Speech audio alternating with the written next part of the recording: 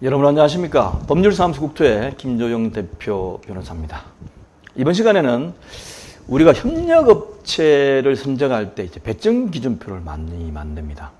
도시 및 주거환경 정비법이 개정이 되어 가지고 이 추진위원회나 조합에서 선정하는 협력업체 선정 과정을 보니까 굉장히 너무 불공정하고 비리가 많은 것 같더라. 그러니까 이걸 갖다가 입찰을 통해 가지고 공정하게 만들자 이래 가지고 이제 2018년 2월 9일 날 전면 개정을 해서 시행을 했습니다. 그런데 해놓고 보니까 추진위원회나 조합에서 배점 기준표라는 걸 가지고 장난을 쳐서 지금 우리 쪽에 있는 협회나 뭐 정비사업조합협회나 여러 가지 신문사 또는 여러 가지 이쪽의 협력업체에 정말 공정하게 일하는 사람들 입장으로서 볼 적에는 오히려 법에서 2018년 2월 9일 날 이전보다 더 잘못돼 가고 있어요. 그래서 오죽 답답하면 제가 협력업체 선정 엉망진창이다라는 것을 동영상으로 만들어서 제가 강의를 드렸고, 그리고 현재 추진위원회 조합에서 실제 하고 있는 걸 보면 진짜 잘못 만들고 있다는 걸 스스로 인정할 수밖에 없을 겁니다. 그래서 상식적으로 볼 때 이렇게 배점 기준표를 가지고 장난을 치는데 잘못 알고 있는 게 하나 있어요. 뭐냐면 배점 기준표 잘못 만들면 형사처벌될 수가 있습니다. 그렇기 때문에 어떻게 형사처벌이 될 수 있는지, 또 배점 기준표가 잘못 만들어진 걸 본 대의원들이나 아니면 이사나 아니면 조합원들이 이러한 배점 기준표를 만든 사람을 형사고발을 해서 형사처벌을 하도록 만들어야 이 잘못된 관행이 고쳐지지, 그렇지 않으면 고쳐지지 않을 것 같아 가지고 제가 욕을 얻어먹을 걸 각오하고 이 강의를 만들었습니다.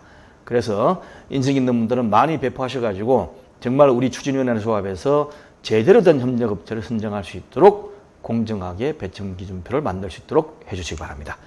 강의할 순서는 다음과 같습니다. 첫 번째, 배점 기준표가 어떤 역할을 하고 있는지, 그 다음에 배점 기준표 그럼 작성은 어떤 절차를 하고 있는지, 실제 어떻게 만들어지기 때문에 이런 배점 기준표가 문제냐. 세 번째는 입찰 방해죄라는 게 있습니다. 형법상 입찰 방해죄로 처벌이 과연 가능한 것인지. 네 번째는 임원 대의원 처벌받을 수 있습니다. 조합장만 처벌받으니까 우리는 관계없는 거 아니라고 생각하실지 모르겠지만 전혀 그렇지가 않다는 것을 제가 말씀드립니다. 이 강의는 r119co.kr에 들어오시면 세 번째 강의인 이사회 대의원의 총회 협력업체 선정 과정에서 있고, 이 강의를 보시면 100% 수강 완료하시면 지금 보시는 것과 같이 동영상 강의 수료증을 저희들이 무료로 보내드립니다. 그리고 교재는 제3권이 되겠습니다. 첫 번째, 배점 기준표가 어떤 역할을 하느냐. 상식적으로 볼 때 배점 기준표가 어떤 역할을 할 것 같아요? 다 아시지 않습니까? 여러분들 보시기에 상식이 통해야 돼요. 첫 번째, 공정하게 입찰 절차를 진행하라고 배점 기준표를 만드는 거죠.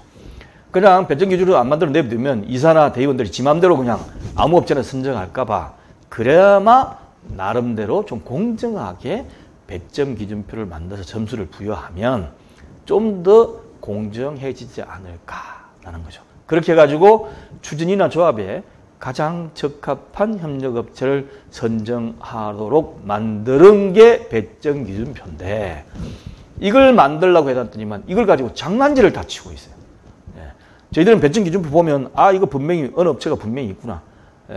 있구나. 제가 후배 변호사한테 가장 좀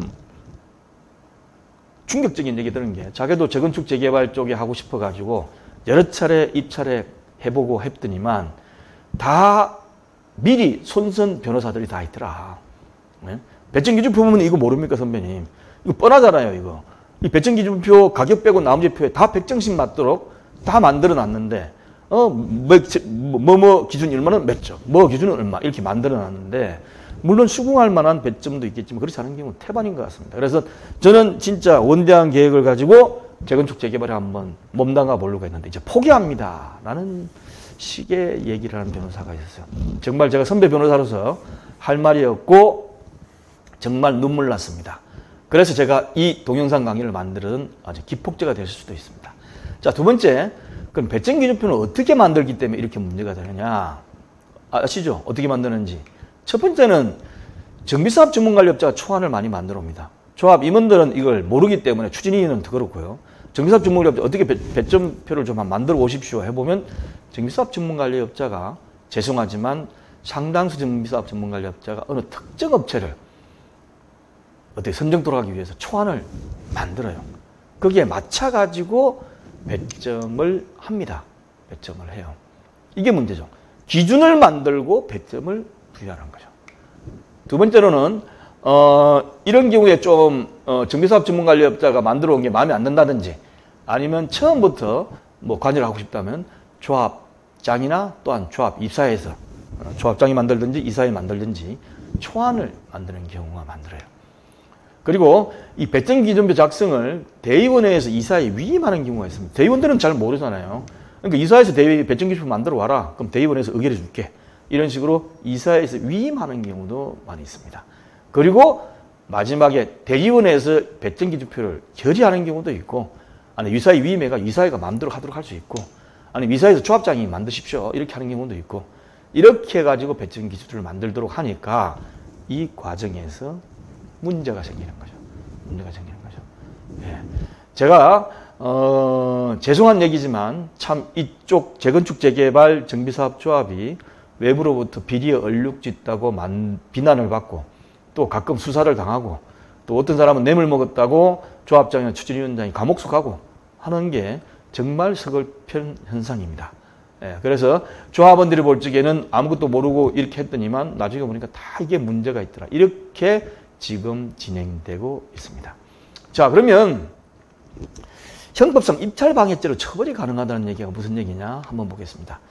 입찰방해죄의 형법상 조문을 보면 형법 315조에 위계 또는 위력 기타의 방법으로 경매 또는 입찰의 공정을 해한 자는 2년 이하의 징역 또는 700만 원 이하의 벌금에 처한다라고 되어 있어요. 이 조문을 만들어 놓은 것은 입찰의 공정을 보호하기 위해서입니다. 그리고 이 배점 기준표를 특정 업체에 유리하게 작성하는 거죠. 그러니까 이 입찰 절차를 속이는 거죠. 공정하게 만들어야 되는데 속여가지고 배점 기준표를 만들어가지고 입찰의 공정성을 방해하는 겁니다. 방해하는 겁니다. 객관적으로 볼 때 이건 명백똑 드러나는데 이걸 공정하게 만든 배점 기준표라고 너 생각하느냐? 객관적으로 보면 아니에요. 상식적으로 볼 때 이건 아닙니다. 그래서 이렇게 배점 기준표를 만들어 놓고 조합원들이 결과적으로 선정해야 되는 이 입찰의 공정성을 방해한 것이죠. 방해한 것이죠. 예. 그래서 이거는 야 내가 이렇게 해가지고 특정 업체 하려고 이렇게 배점 기준표 만들었더니만 엉뚱한 업체가 됐더라. 이렇게 되더라도 처벌받도록 되어 있어요. 이건 위헌범입니다. 이렇게 입찰의 공정을 해할 수 있을 만한 위험성을 저지르려면 바로 형사처벌 받도록 되어 있어요. 예. 그래서 조합이나 조합이사회 또는 정비사업 전문관리업자가 의도했던 그 업체가 안 되기 때문에 난 면책이다. 이거 아닙니다. 그래서 충분히 선정이 안 되어도 처벌이 될 가능성이 충분히 있습니다. 그럼 누가 처벌이 받느냐? 임원대의원들이 처벌 가능성이 있어요. 처벌 대상은 첫 번째, 이것을 주도한 추진위원장하고 조합장은 당연히 면책될 수가 없을 겁니다. 그리고 배점 기준표에 관여한 이사들도 면책될 수가 없어요. 절대 자유롭습니다. 그리고 초안을 만드는 정비사업 전문관리업자, 어떤 경우는 정비사업 관리업자 빼버리고 조합장이나 이사들이 관여하고 하는 경우도 있어요. 그러면 당연히 면책이 될 수 있겠죠. 그리고 배점 기준표를 의결한 추진위원, 대의원, 왜냐하면 조합장하고 인사는 이렇게 올려드리면 대의원들이 의결했습니다 라고 하면 또 할 말 없잖아요. 그래서 이럴 경우는 조합장, 이사, 그 다음에 관여한 추진위원, 대의원 다 처벌받을 수가 있습니다. 그래서 지나간 협력업체 선정이라 하더라도 배점 기준표가 이상할 경우는 형사고소를 지금 하십시오. 전 이걸 권해드리고 싶어요. 형사고소를 해가지고 전국적으로 전파가 돼가지고 이것이 배점 기준표 잘못 만들었다가는 형사처벌을 받겠구나 라고 해가지고 앞으로 다른 업체나 아니면 그 조합의 다른 협력업체를 선정할 때 공정하게 선정될 수 있도록 하는 것이 필요합니다. 그래서 이미 지나간 것을 놔두지 말고 다 배점 기준표 나라장터에 올라가면 올라가 있어요. 한번 조합원이 됐든 누가 됐든 아니면 보셔가지고 이게 너무 이상하다. 어떻게 이렇게 특정 업체가 딱 나오도록 할 수 있느냐. 이건 눈에 봐도 그런 게 상식적으로도 도저히 안 되니까 문제가 된다 하시면 지금이라도 형사고소하실 걸 전 권해드리고 싶습니다.